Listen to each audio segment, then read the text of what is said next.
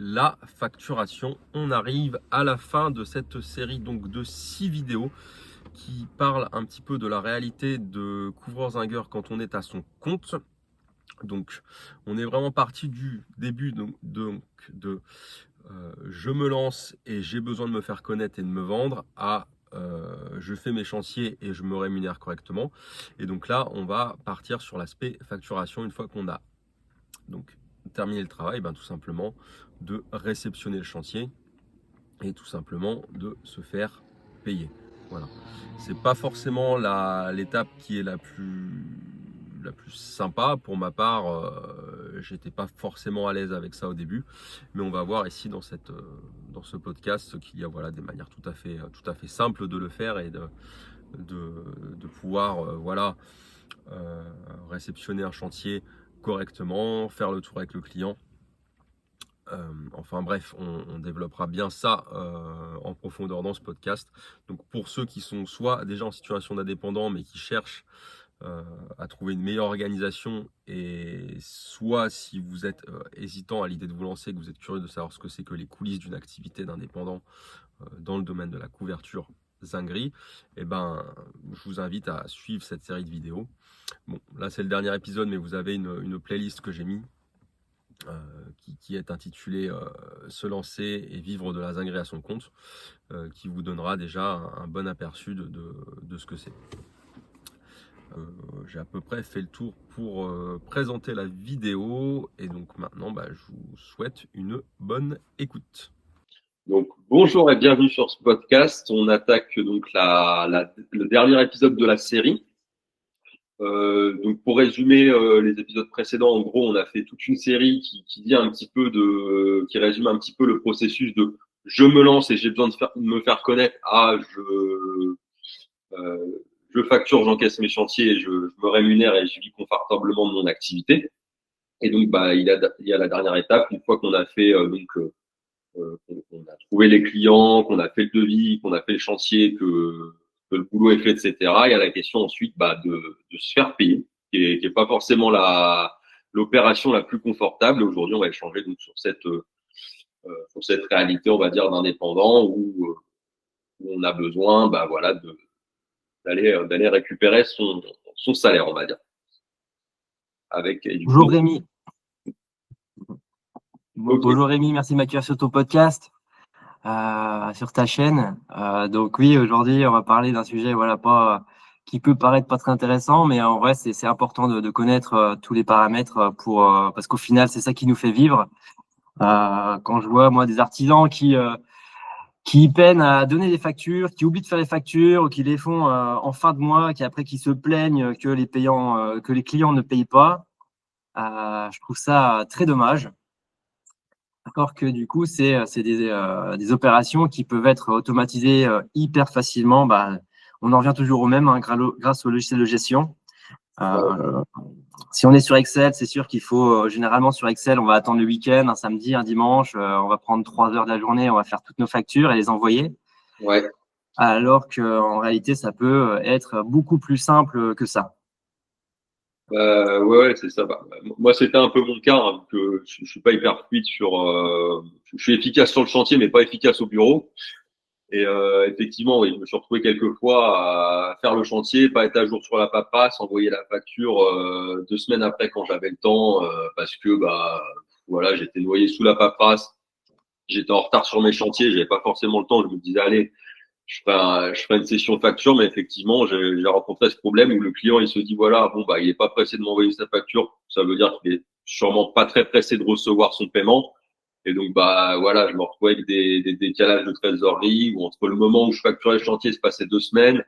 Le moment où le client, vu qu'il était plus à chaud, il mettait encore 1 ou 2 semaines à me faire le virement. Et ouais, ça me faisait déjà pour savoir où j'en étais niveau comptabilité, c'était pas chaud, c'était pas trop encourageant non plus parce que je travaillais, mais le fait de bosser, mais pas voir le compte en banque monter, c'est un peu frustrant. Et le sentiment d'être dans le flou, ouais, voilà. En tout cas, c'était mon cas pendant un moment. Aujourd'hui, ça commence à s'améliorer, mais c'est clair que c'est quelque chose qui est pas si simple que ça.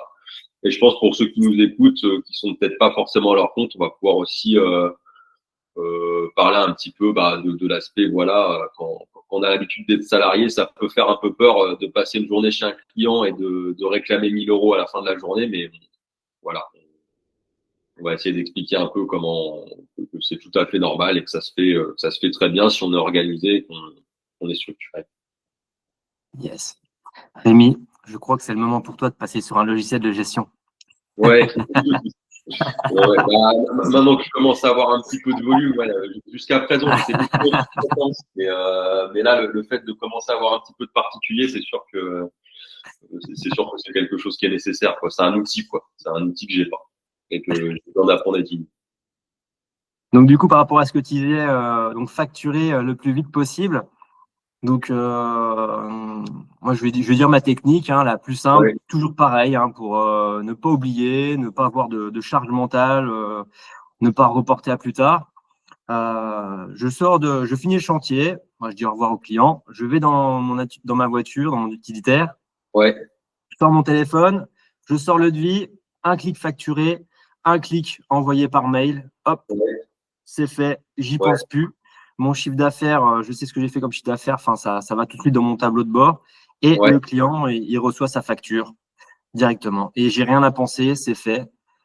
Et pas Ouais. de charge mentale. Ouais. Donc effectivement, c'est un processus qui est tout différent. Là, tu vois, j'ai réussi à faire mes factures tout de suite là, chez les derniers clients que j'ai fait. Et Ouais. mais j'avais préparé la facture, tu vois, en amont avant, j'avais déjà Oui, préparé.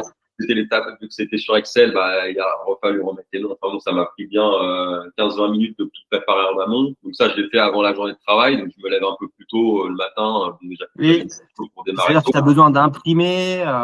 Puis si ça se trouve, le Voilà. chantier, il va y avoir un imprévu, tu vas pas le terminer. Mince, tu auras fait la facture. Ouais. Et- Ouais, c'est ça. Il y a un imprévu. Du coup, la facture, elle n'est pas datée au bon moment, donc faut recommencer. Et après, aussi, j'aime bien savoir combien je gagne au niveau de la rentabilité et tout, comment je suis. À côté de ça, en parallèle, je me fais encore des tableurs où je me dis, tiens, j'ai gagné ça, j'ai dépensé tant de matériaux, mais c'est sûr que, ouais. ça a vite fait de bouffer, pour une intervention, j'ai vite fait d'avoir passé 1 heure à faire, la facture, le suivi de la rentabilité, la facture d'acompte, entre 1 et 2 heures à faire tout l'aspect administratif sur une intervention qui peut des fois mettre 4 heures. Donc, je me retrouve à avoir Ouais. passer plus de temps à faire de la gestion qu'à faire le chantier, quoi. Ouais, t'imagines, du coup, si tu as un logiciel de gestion, ça a pris 1 heure, moi, ça m'a pris 1 minute. C'est 60 fois plus rapide pour faire une facture et l'envoyer. Ouais, parce que du coup, de ce que tu me dis, toi, tu montes dans le camion, surtout pour les petites inters. J'imagine que tu fais pas forcément de réception de Même un chantier. chantier à 2000, 3000, 4000, pareil. Ouais, Pas oublier, et puis pour être payé le plus rapidement possible. Après, voilà, je suis tolérant. J'accepte que le client, il paye pas le jour même. S'il veut payer par virement, ça peut prendre une semaine, 2 semaines. Voilà, ouais, j'accepte ça, tout en ayant une petite trésor quand même qui me sécurise. Mais voilà, j'envoie tout de suite parce que du coup, voilà, chantier fait. J'aime bien c'est un petit plaisir d'envoyer la facture une fois que le chantier est terminé. Tu vois, ça clôture ouais. bien le chantier. Et Ouais, dans ta tête, tu peux cocher, dire c'est fait, paf, tu vois, ouais, et oui, toi, du coup, pour le coup, ça te rentre ensuite tout de suite dans tes chiffres et tu vois tout de suite ouais, où t'en es au niveau de tes chiffres, là, sur le moment, sur un instant T, quoi. oui, Et, ça soulage. euh, Donc voilà la petite astuce. Donc c'est très très simple. Ça demande juste de la rigueur. Après, ça devient une habitude et un réflexe ouais. tous les jours. Et puis ben, faut le logiciel, bien sûr. Ouais, puis du coup, ouais, vu que tu es dans une dynamique où tu délivres déjà tes devis rapidement, les gens se disent je suis avec un mec réactif et je pense que ça les encourage aussi à faire de même, je pense. Enfin, Oui, j'ai des collègues qui sont comme ça, en général ça marche bien et j'imagine du coup quand tu reçois des virements en général, tu les reçois, oui, j'imagine. ça c'est rapidement. Ouais. Après, ça va être les professionnels où c'est un peu plus long. Ouais. Mais j'ai jamais vraiment eu de problème de paiement, à part une fois avec un prestataire d'assurance où ça a mis 6 mois là. Ok. Sinon j'ai pas encore eu trop de soucis avec ça. Ouais. Ok. Ok. Donc voilà. Sinon, si on parle des différents types de factures, ça aussi c'est intéressant. Je crois que légalement, il Ouais. me semble que on a le droit de faire des petits chantiers en dessous de 150 € sans devis. Ouais. Généralement, ça va être pour des tout petits chantiers particuliers qu'on Ouais. va faire ça. On est sur place, on dit bah mince, ça coûte plus de sous de rentrer chez soi, faire un devis, envoyer que de rester et puis de proposer tout de suite au client de faire la réparation. Préparation, ouais. Et pour les professionnels, alors ça, je le trouve super chouette. Après, il faut vraiment que le pro il fasse confiance au couvreur. Ouais. C'est en général quand on te dit, OK, j'ai 1000 logements, Ouais. tu as le droit d'intervenir sans devis si Ouais. le chantier fait moins de 500 euros hors taxe, par exemple. Ouais. Et toi, à chaque fois, bah, c'est beaucoup de petits chantiers. Ils te donnent une liste de 2-3 chantiers à faire. Et si tu vois que ça fait moins de 500, hop, tu peux faire une facture, le régler sur place sans forcément faire un devis, demander l'autorisation.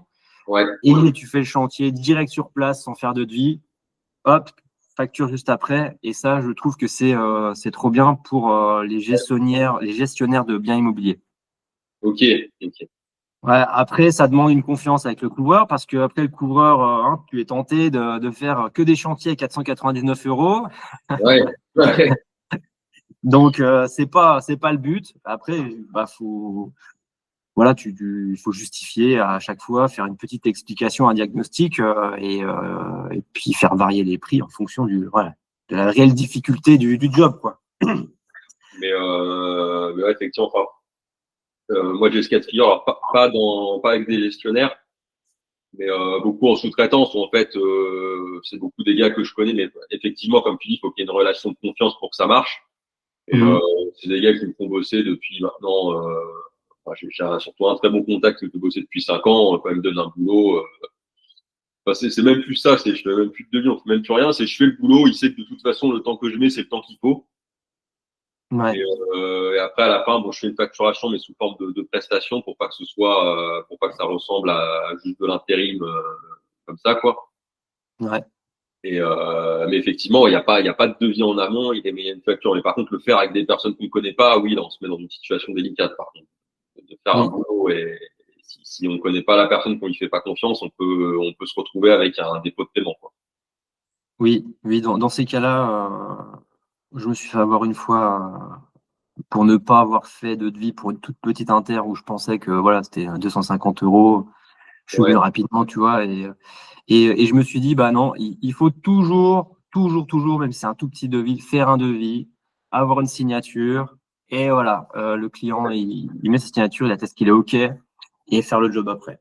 ouais, et puis ça revient à ce que tu avais dit la dernière fois, et moi je suis d'accord, c'est que le devis, ça reste aussi un moyen de communication, donc le fait de pas le faire avant, c'est prendre le risque d'avoir une incompréhension et d'avoir à la fin de la facturation, enfin, c'est vrai que souvent, on va dire le fait que la facturation se passe bien, en fait, je trouve qu'il y a beaucoup d'éléments qui se font avant, quoi, du fait déjà de la communication, que tout se passe bien.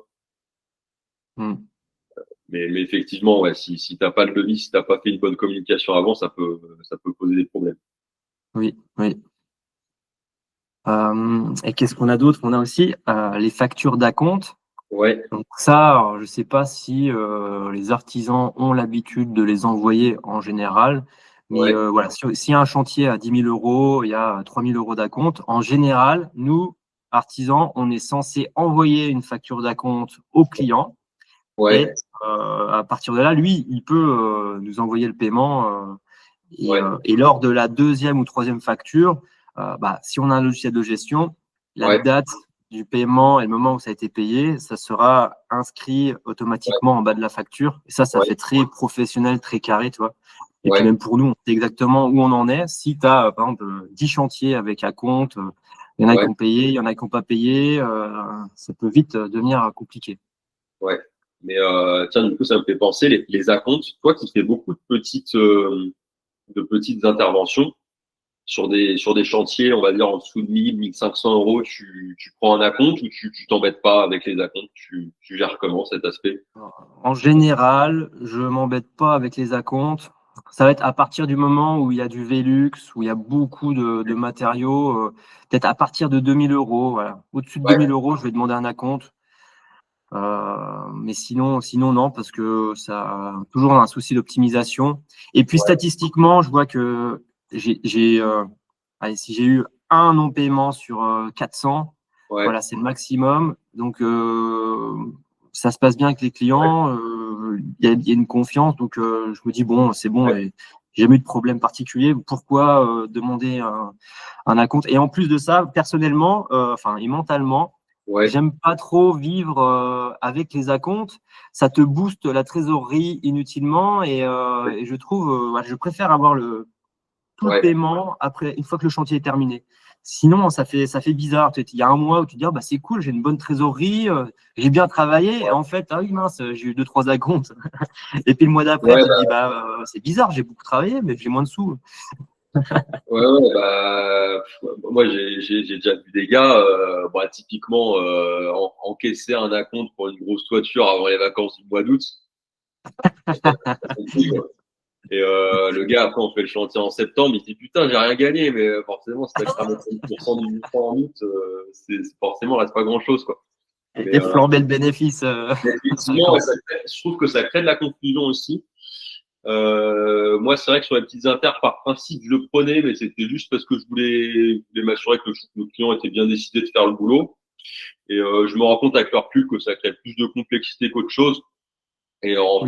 fait, sur ce qu'on a, alors effectivement, comme tu dis, sur des Vélib, je le fais pas non plus. Mais bon, sur une gouttière, sur une descente à réparer, en vrai, au pire, si les matériaux qui sont achetés, si le mec il annule la commande, les matériaux sont réutilisés sur un autre chantier, il y a pas vraiment de problème. Et un Ouais. autre truc que j'aime pas, prendre des acomptes sur des inters, sur nous où les délais sont susceptibles de décaler avec la météo, où c'est difficile de donner une date, où on peut avoir des fois un petit peu 1 ou 2 mois ou 3 mois avant qu'on intervienne. Moi, je me dis non, laisse tomber. Si je prends la compte que le mec, j'ai déjà encaissé son acompte, il peut commencer à prendre peur, à se raconter des histoires et à me harceler au téléphone Ouais. pour qu'il vienne tout de suite. Il suffit qu'il ait vu une émission à la télé qui lui fasse peur ou qui lui fasse cogiter. Et Julien Courbet. Et ouais, c'est vrai voilà. que les clients qui payent des acomptes ont plus tendance à nous mettre la pression facilement Ouais, pour faire les chantiers. Ça, c'est incroyable. C'est pour ça aussi que je fais pas trop d'acomptes parce que en petite inter, après, si j'ai 15 clients qui me mettent la pression, c'est bon, quoi. ouais, ouais, C'est c'est pas, ça. Ouais. c'est Et pas ouais, agréable. t'as un levier où tu peux plus. Enfin, moi, je me dis, si j'avais encaissé des acomptes, les gens ils attendent, je prends du retard. Déjà que je culpabilise un peu de prendre du retard, mais si en plus j'ai les acomptes, mais ça me mettrait mal, quoi. Ça me mettrait mal. Et, euh, Bon. et ça, et du coup, pour ce que je fais pour les plus gros chantiers, c'est que je prends souvent les gros chantiers. En plus, j'ai des gros délais sur des trucs un peu plus gros, mais pas urgents. Et je sais pas comment tu le fais toi, mais moi j'ai tendance à prendre, voilà, je demande un chèque au client et je dis je l'encaisse le jour du démarrage du chantier ou 2 semaines avant s'il y a une commande.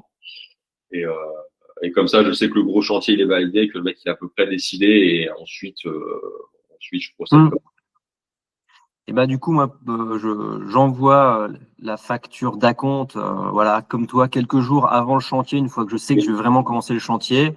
ça. Ouais. Il me fait un virement, ou alors s'il y a des matériaux, je fais avant d'acheter les matériaux. Puis après, Oui, je me si tu as débrouille pour faire des le chantier commandes avec des rapidement. délais qui sont longs, j'imagine, ouais, tu as besoin de prendre. Ouais, voilà. Ouais.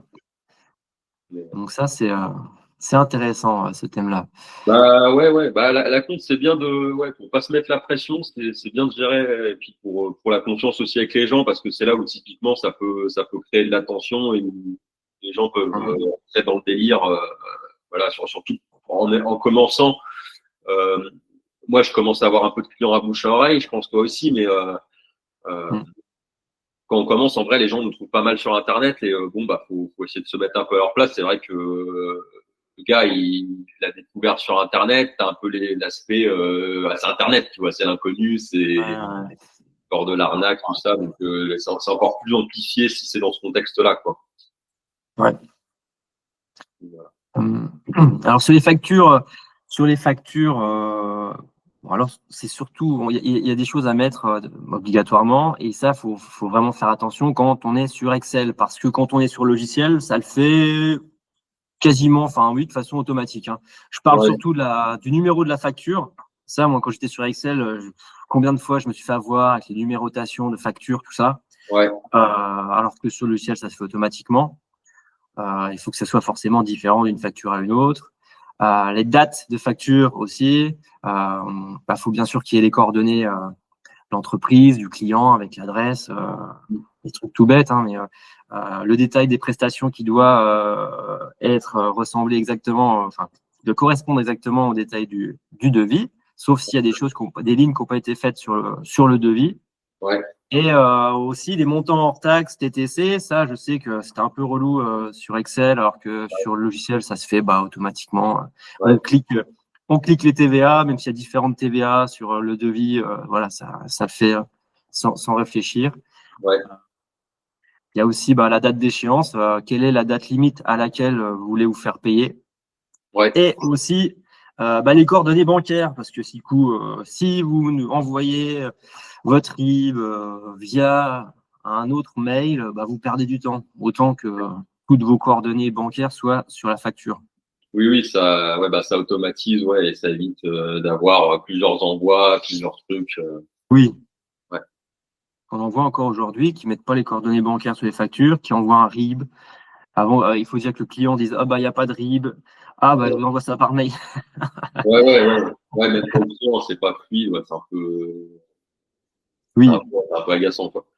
Autant tout mettre. Et même sur tout ce qui est facture, on peut mettre le numéro d'assurance décennale, la responsabilité civile pro. Oui. Voilà, Oui. ça aussi, on les paye, hein, autant les afficher. Hein. Ouais, c'est clair. En plus, ça rassure, ouais, c'est sûr. Ouais. Donc, une fois que tout ça a été bien entré dans la facture, envoyé au client, on n'attend pas sans rien faire. Donc toujours pareil, c'est quelque chose qui n'est pas forcément agréable de le faire à la main. Ouais. Une fois qu'on s'est rendu compte que ça fait peut-être un mois que le client n'a pas payé, il faut dire mince, il n'a pas payé. Ouais. On se fait des films, pourquoi il ne veut pas me payer, nanana. Et là, il faut faire un mail. Et puis, on ne sait jamais trop comment écrire. On est un peu dans l'émotionnel, on est un peu frustré. Ouais. Et donc, pour moi, la solution, encore une fois, c'est via le logiciel, c'est les relances automatiques. Ouais. Une semaine avant la fin d'échéance du paiement, tu vois, ou même un jour après la fin de la date, tu peux régler ce que tu veux comme mail automatique. Okay. Et au moins, on se prend pas la tête avec ça, c'est envoyé automatiquement et généralement, c'est juste un oubli du client. Ouais. Donc ça, c'est vraiment trop bien. Ok, c'est pas mal, ouais, ça que tu as un système de relance automatique. Moi, c'est vrai que cet aspect-là, quand alors est-ce que j'ai eu des retards de paiement? Souvent, moi, c'est pas vraiment des vrais retards, comme tu dis, des fois c'est la personne oubliée ou des fois c'est il y a une histoire d'assurance et la personne a besoin que l'assurance lui fasse déjà un virement pour qu'elle puisse ensuite payer et ouais, voilà, des fois c'est simplement ça en fait. Oui, ça fait juste un rappel Ouais. aux personnes, quoi. Donc rien Après, de mal. Voilà. ouais. Après, la gestion des impayés, moi, non, j'ai jamais eu vraiment d'impayés. Après, j'ai entendu dire plusieurs fois en discutant avec des anciens qui ont déjà eu ça. Ils disaient qu'apparemment, la procédure pour récupérer un paiement, enfin, un client qui veut volontairement ne pas payer, de ce que j'ai entendu dire, je ne sais pas si c'est vrai, qu'apparemment la procédure pour réclamer le paiement elle coûte entre 3 et 4 000 euros auprès d'un avocat. Et que du coup il y aura une histoire que si tu as ton paiement qui est enfin si t'as en gros si t'as quelqu'un qui veut pas te payer et qui a un montant en dessous de ce montant là, ça vaudrait pas le coup, mais ça c'est après c'est un restaurant que j'ai entendu ça, donc ça va prendre pour ce que c'est quoi. Il y a des je sais qu'il y a des assurances juridiques qui permettent d'entamer des actions juridiques pour ce genre de choses. Ouais. Et sinon après on va enlever toute la zinguerie qu'on a mis et puis voilà, hein, il refuse. Ouais, c'est du cuivre. De façon pacifique. La nuit avec la frontale, hop, t'enlèves toute ta belle zinguerie, tout des beaux dockets. Ouais. Et puis hop, tant pis, hein. T'es récupérable pour les mettre sur une autre toiture. Ouais, pour faire une obsolescence programmée ou un truc comme ça. Faut pas déconner, hein. Mais t'as ça et du coup pour les impayés, ouais.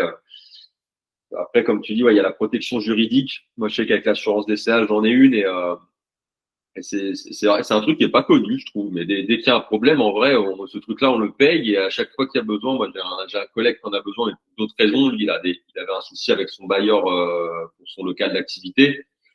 Et en fait, il peut avoir des avocats, il peut avoir plein de trucs. Et par contre, ouais, effectivement, il est couvert jusqu'à 20 000 euros de frais d'avocat pour des démarches, quoi. Ouais, donc on peut déjà en faire. Ouais, là, du coup, il a réussi. Ouais, ça l'a dépanné sur plein de choses quand même. Après, il a quand même un avocat qui est bien. Enfin, après, bon, il y a toujours le souci de s'entourer. Mais effectivement, ouais, c'est vrai que la protection juridique, j'avais pas pensé, mais c'est un truc souvent qui résout beaucoup de problèmes et qui ne connaît pas trop, quoi. Donc, pour les clients qui écoutent le podcast, n'essayez Ouais. pas de ne pas payer Rémi le zingueur. Ouais, c'est ça. Payez-le tout de suite. Après, on avait le cas tout ce qui est les mairies. Alors moi j'en ai pas, mais j'en ai entendu plusieurs qui se plaignaient un petit peu du processus pour transmettre ces factures. Et du coup, si tu peux partager un petit peu ce côté-là, ça peut être intéressant pour ceux qui seraient intéressés de travailler sur ce marché-là. Oui. Alors, sans jugement, mais par rapport à ce que j'ai pu constater, tous les logiciels un peu en ligne, en lien avec l'État, sont Ouais, compliqués, pas intuitifs, ouais, et ils sont faits, on dirait, pour nous faire perdre du temps. ouais. Et, euh, et Chorus, au départ, c'est un peu ça, hein. Chorus, si on Et- met à peu près une demi-heure pour mettre notre première facture, c'est déjà bien. ouais, ok. Tu cherches, tu sais pas où cliquer, c'est pas intuitif, c'est pas ergonomique. Ouais, Franchement, au début, franchement, c'est nul, hein. Et puis même après, en fait, c'est pas terrible. ouais. Euh, J'en ai entendu plein de collègues se plaindre de ça, donc oui. ouais. Puis en plus, tu le fais pas souvent. Si tu le fais 6 mois après, tu as oublié comment il fallait le faire. Comment faire pour que c'est Ouais, tu à redémarres jour. à zéro. Donc aujourd'hui, Chorus, bon, moi j'arrive à faire voilà, ça prend 5 minutes à mettre parce que j'ai l'habitude de le faire, parce que j'ai un client où j'envoie uniquement sur Chorus. Et par exemple, si je fais des chantiers dans mon village, j'envoie sur Chorus aussi. Je sais qu'il y a d'autres mairies, on n'envoie pas encore sur Chorus, je sais pas pourquoi. Je Ouais, pensais que c'était tous les entreprises de l'État devaient recevoir les paiements sur Chorus, mais apparemment non. Donc oui, Chorus. Après, il y a des points positifs quand même, hein. C'est que l'administratif, on sait toujours qu'il y a des pertes de courrier, des papiers. C'est jamais enfin, c'est long. Et je pense qu'avec Chorus, quand même, tu es payé plus rapidement que ouais, si tu avais envoyé une facture par mail, où le mail peut être perdu. Papier, pareil, ça peut être perdu sur une pile, machin. Sur Chorus, ça a l'air d'être beaucoup plus carré par rapport à les mises en paiement, tout ça. ouais, Donc il y a quand même un point positif.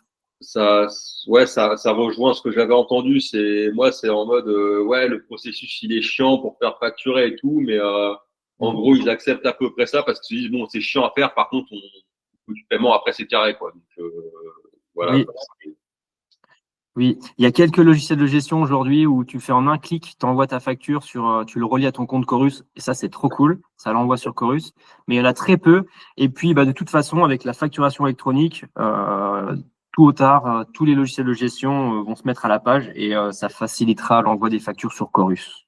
Ouais, ouais, ouais, ça sera pas plus Donc mal. ça c'est plutôt, ouais, c'est plutôt bien. Ouais, ouais, En vrai, j'étais hyper content de savoir que ça passait au 1er janvier. Puis au ouais, final, non, ça a été reculé, donc je suis un peu déçu. ouais, J'envoie encore des factures sur Chorus, ça me saoule. ouais, parce que je crois que ça a été repoussé à septembre là de cette année pour une partie. Ouais, Je crois que c'est ça. Et ouais. Donc voilà, hein, je crois qu'on a fait le tour au niveau de toutes les différentes facturations. On pourrait parler aussi des facturations récurrentes, mensuelles, mais ça va être uniquement dans le cas de maintenance de toiture mensuelle. ouais, Alors, au début, quand je me suis lancé, j'avais exprès trouvé un logiciel où je pouvais faire des facturations mensuelles comme ça avec des prélèvements, ouais, et je n'ai jamais eu de demande. ouais. Dans mon secteur, on m'appelle quand il y a des fuites, quand c'est déjà trop tard, et pas pour prévenir. Ouais, mais tiens, c'est intéressant. Alors, c'est pas vraiment le sujet facturation, mais toi qui es pas mal spécialisé dans l'entretien et la réparation, est-ce que tu le fais ça proposer aux clients des contrats d'entretien ou c'est quelque chose que tu trouves qui est pas pertinent? Je l'ai fait au tout début, il y a 2, 3 ans, Ouais, et j'ai remarqué que ça passe mal. Les gens, ils pensent qu'on veut leur piquer des sous ou avoir un abonnement, et puis, enfin, alors ouais, que parfois, c'est vraiment nécessaire, hein. Tu vois, si tu as un arbre, tous les ouais, ans, il va te boucher la gouttière ou le chéneau, va ouais, falloir y aller. Et en fait, si tu as un abonnement annuel bah, nous, on sait automatiquement qu'à telle date, c'est dans notre planning, il faut y aller. Ouais. Alors qu'au final, eux, les clients, ils vont nous appeler une fois que ça aura causé des problèmes d'infiltration. Ouais. Mais bon, ça va dépendre des régions, ça, où tu as plus ou moins d'argent, peut-être, pour faire du préventif à la place du curatif. Bah ouais, mais ça rejoint. Enfin, moi, je trouve en tout cas pour l'aspect commercial, c'est intéressant d'avoir bien conscience de ça. Souvent, les gens, ils appellent quand c'est trop tard. Ouais. Alors là où nous, on aurait tendance à croire que proposer du préventif, c'est pertinent, mais souvent, si les gens ressentent pas d'urgence ou d'inconfort ou de frustration, en général, enfin, moi, tous les trucs qui sortent en chantier, si la fuite est pas réellement embêtante ou s'il y a pas vraiment quelque chose qui vraiment agace la personne, en général, elle n'est pas suffisamment motivée pour payer ou faire venir un prestataire. Et Ouais. comme toi, moi, je vois beaucoup d'entreprises en ville quand je bosse pour des régies qui proposent des contrats d'entretien, mais qui sont clairement de la figuration. Quand en fait, les mecs ils viennent constater quoi sur des trucs où je sais qu'il n'y a rien à faire. Et effectivement, c'est assimilé un petit peu à trop d'entreprises en fait qui pratiquent ça pour essayer de gagner de l'argent facilement de manière récurrente. Et Ouais. du coup, moi, je le propose pas non plus, même si, comme tu dis, des fois, je vois, je fais une intervention, je débouche une gouttière, je sais que le client il va me rappeler l'année d'après parce qu'il va avoir le même problème. Mais je leur dis simplement, écoutez, pensez à me rappeler à cette période et puis voilà. Ouais. Ouais. Je pense que ça peut marcher plus pour les professionnels. Ouais, Je pense que Attila, toi, la franchise Attila, eux, je pense qu'ils ont pas mal de contrats avec des centres commerciaux, des usines pour entretenir les toits. Et là, ça passe. Les usines, comme ça, ils ont rien à gérer, ils payent un abonnement et puis hop, eux, ils viennent nettoyer, entretenir ouais. leur toit plat.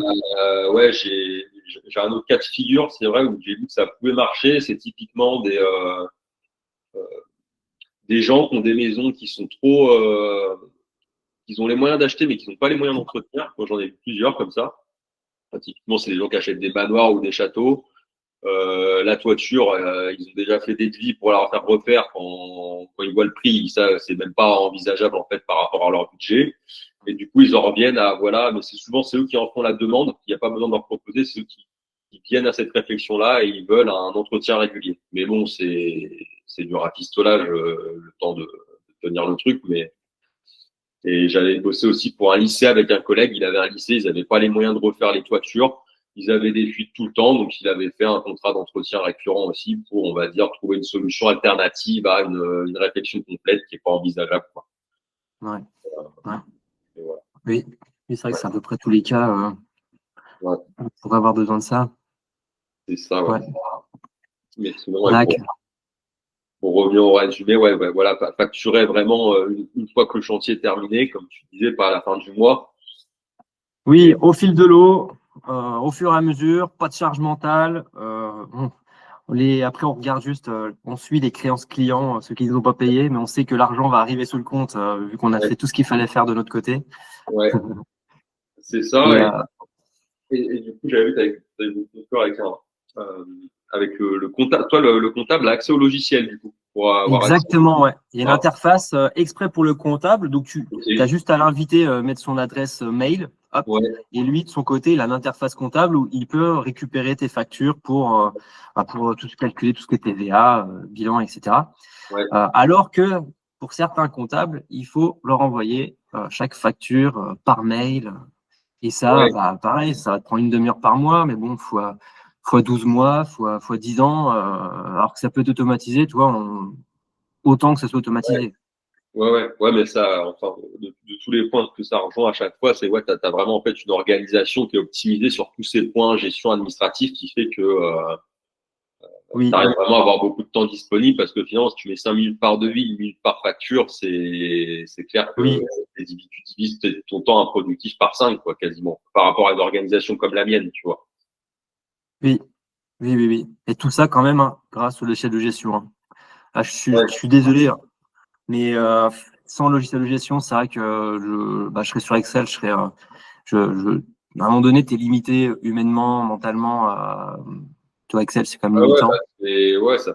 c'est comme si tu Donc, bossais sur un chantier avec des outils rudimentaires, quoi. Une fois que tu as du bon archaïque. Ouais, matos, ouais. ouais, une fois que tu du bon matos, effectivement, ça va beaucoup plus vite que si tu bosses avec. T'as scie à bois, quoi.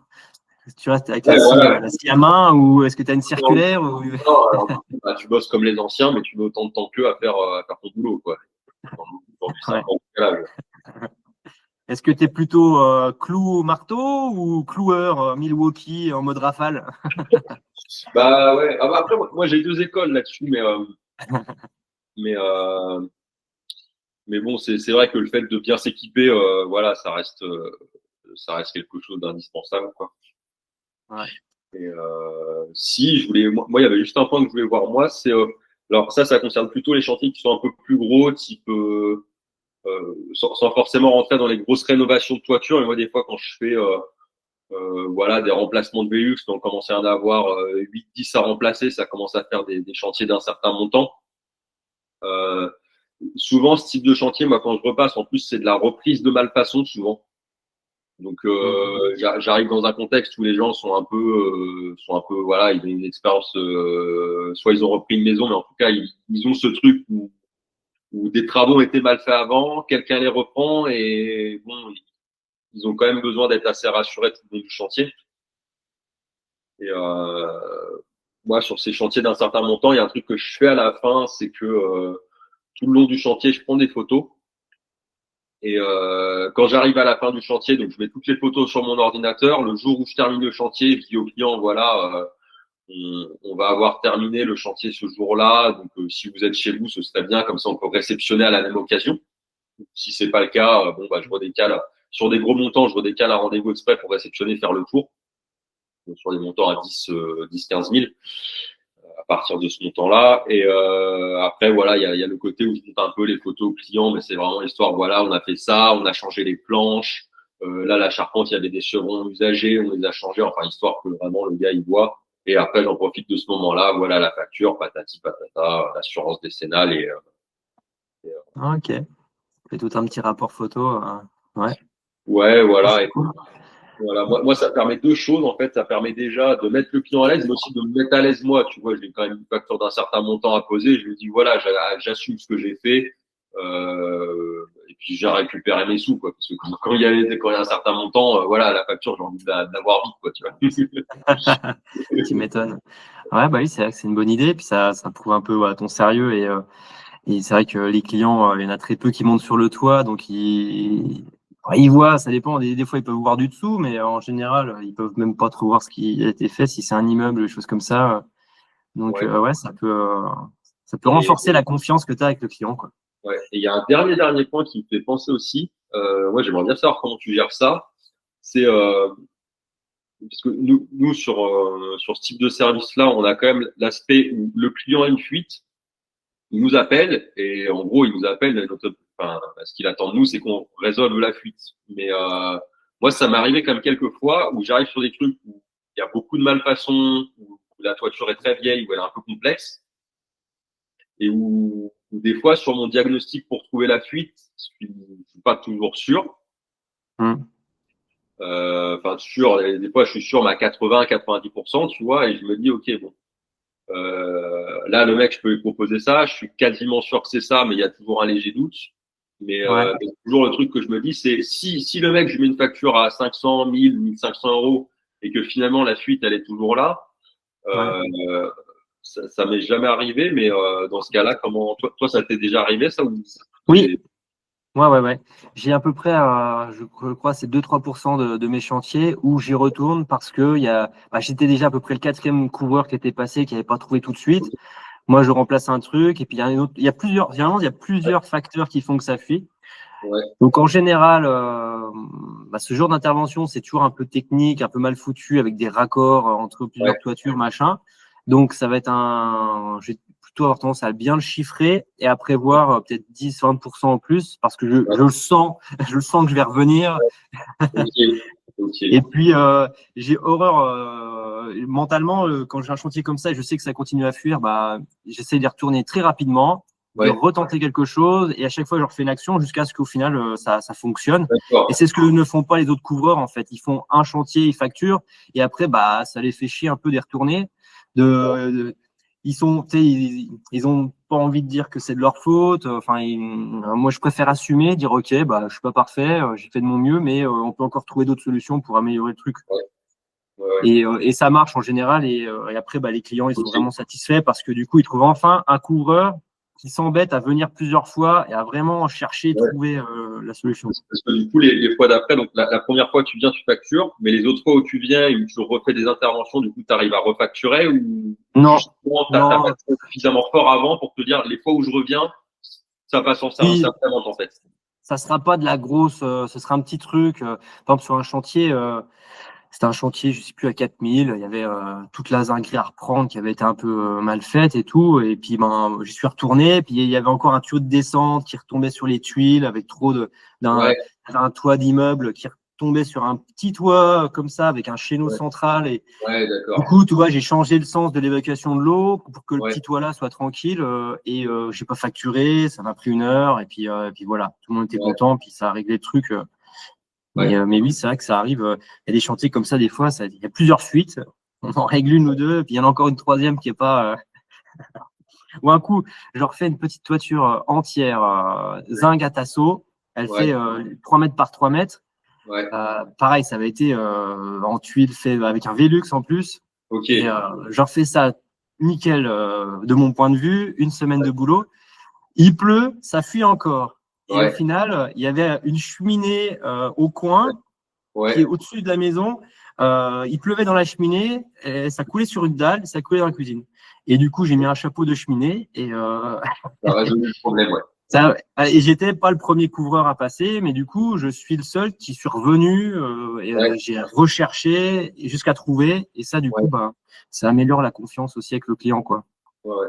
Mais ouais, effectivement, moi, il y a ce truc, ouais, que je sais plus, du coup, c'est que des fois, j'ai des clients qui essayent de me demander de faire une mesure un peu, moins cher pour tenter la chance, mais j'ai tendance maintenant, voilà, quand je vois un truc où j'ai un doute, j'ai tendance à dire, dans le doute, j'ai un doute, je refais tout, et si ça passe pas, tant pis, et si ça passe, au moins, je sais que de Oui, toute façon, je serai en mesure, de résoudre son problème. Et j'avais discuté avec un ancien qui m'avait dit, ouais, fais gaffe, parce que en fait, on peut pas forcément te reprocher de pas avoir traité l'origine de la fuite, mais par contre, on peut te reprocher d'avoir fait une erreur de diagnostic. Donc, parce qu'il y a une notion, on a le devoir de conseil, on a le devoir de résultat aussi.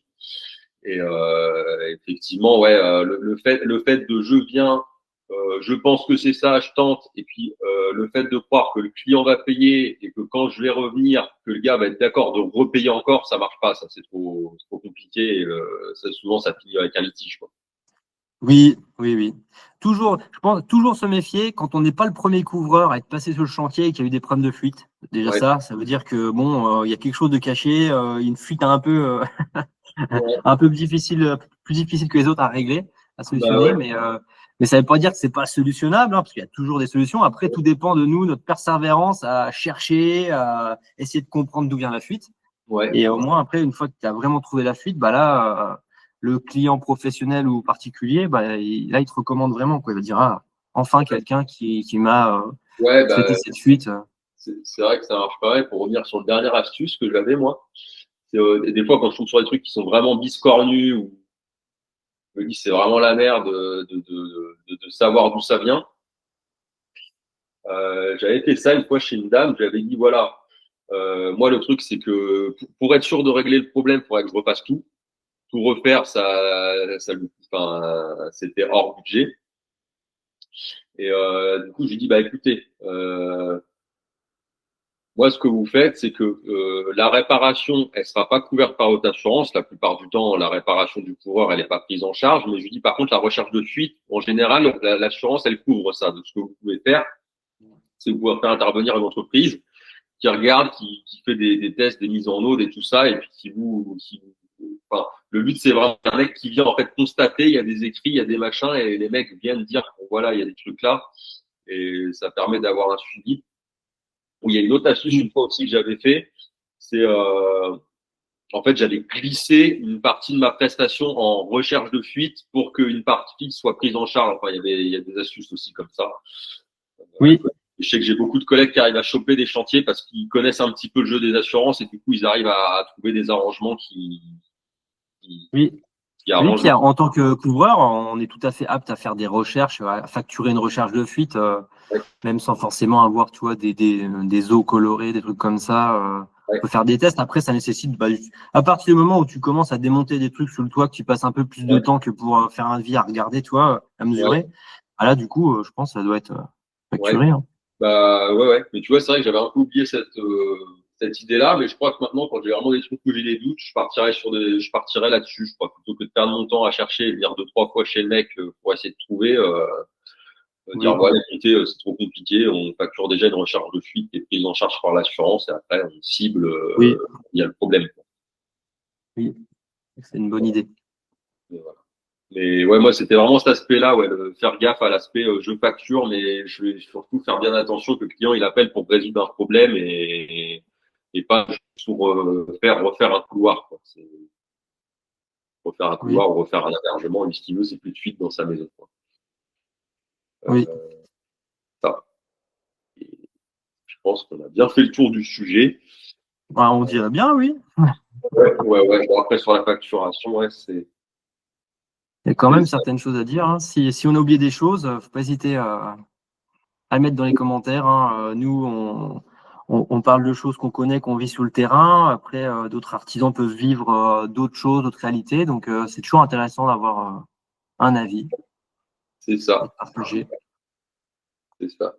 Bah, le fait, moi, je sais que j'ai beaucoup appris avec des retours d'expérience avec des collègues, à force d'accumuler des petits trucs, des petits retours comme ça permet vraiment d'avoir une connaissance assez complète. Oui, au final, ce n'est que tout ça, ce ne sont des retours qu'avec expérience terrain. Parce que tu aurais beau te former ou faire une formation en ligne, c'est jamais c'est jamais comme ça que ça se passe, quoi. Tout ce que tu passes, même dans différentes régions avec différents métiers, voilà, on vit des choses différentes et donc là, voilà, c'est vie notre vie de couvreur-zingueur. Ouais, c'est ça. C'est pour ça que moi je trouvais le podcast qu'on fait vachement, enfin que ça me tentait vachement de le faire, c'est d'avoir vraiment un retour d'expérience entre deux artisans et pas juste des conseils génériques sur l'entrepreneuriat, vraiment avoir une réalité du terrain.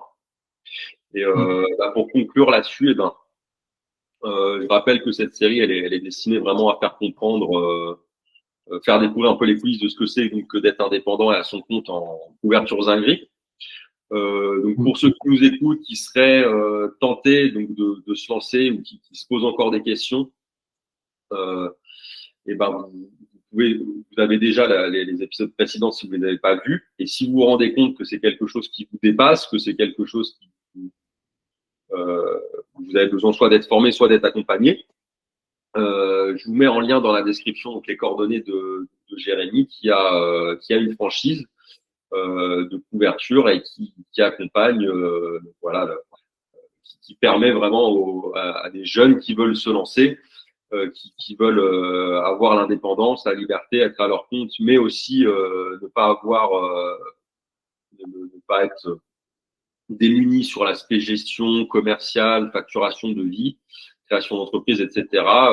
Sachez que vous avez la possibilité de rejoindre une franchise, un réseau structuré.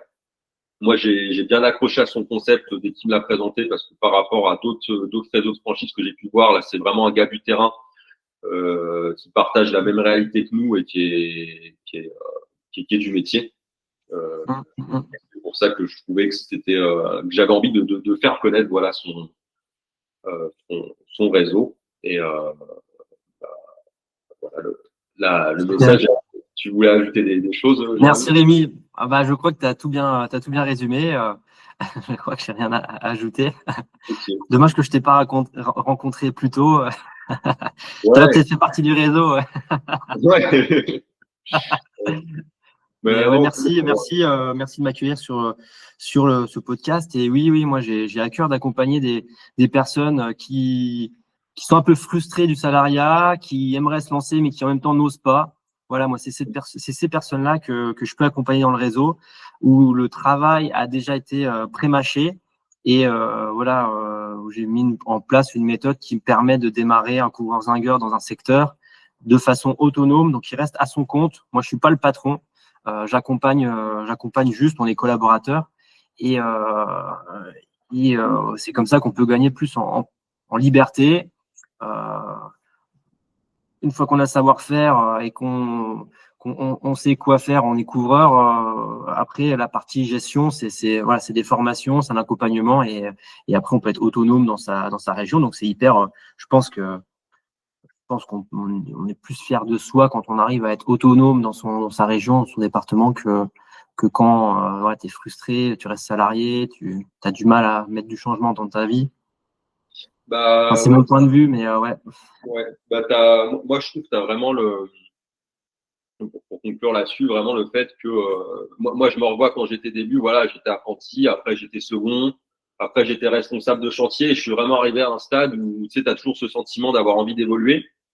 Ouais, ouais. Et bah, nous, dans nos métiers, t'as d'autres métiers où tu peux faire une carrière entière à grimper les échelons d'une hiérarchie et rester salarié. Moi, j'en connais qui font ça. Il faudrait virer ton patron, quoi, pour être à la place de ton patron, mais bon, Ouais, il faut peut-être pas partir. c'est ça. Mais nous, dans nos métiers, voilà, on plafonne vite et c'est vrai qu'au bout d'un moment, alors soit il y a l'alternative, il y en a qui deviennent conducteurs de travaux, mais bon, on fait plus le même métier. Et Oui, évitablement, oui, le fait de s'installer quand on veut essayer de évoluer en salaire, évoluer autrement, c'est voilà, moi je trouve que c'est pour les gars qui se débrouillent bien, bon en tout cas la plupart du temps ceux qui sortent du lot dans les boîtes, qui se débrouillent, qui bossent bien, t'as l'évolution leur naturelle c'est l'installation quoi. C'est ouais, c'est- ouais. voilà. Cool. Eh Mais ben, voilà. merci Rémi. Merci à toi et que je rappelle, les coordonnées sont en description et commentaires épinglés. Merci.